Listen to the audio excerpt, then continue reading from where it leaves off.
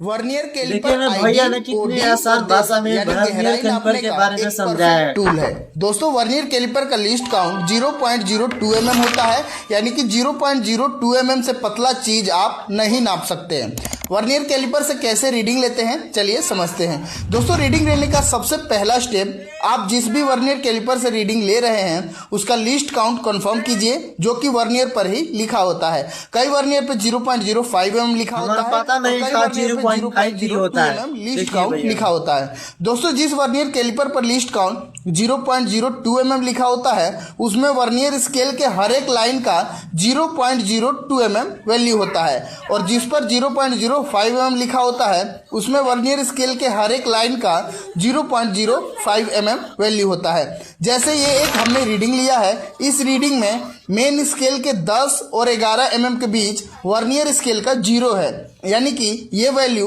10 mm से ज़्यादा है और 11 mm से कम है। तो 10 mm से कितना ज़्यादा है चलिए देखते हैं।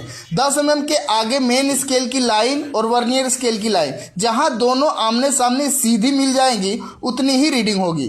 दोस्तों यहां ध्यान से देखिए, वर्नियर स्केल पर 3 के बाद लाइन मिलना चालू हो गया है और एग्जैक्ट 4 के पहले वाली एक लाइन एकदम सीधी मिली है। हो सकता है आपको वीडियो में क्लियर ना दिख रहा हो, लेकिन मैं देख पा रहा हूं कि यह एक लाइन एकदम स्ट्रेट मिली है। तो इसकी कितनी रीडिंग होगी?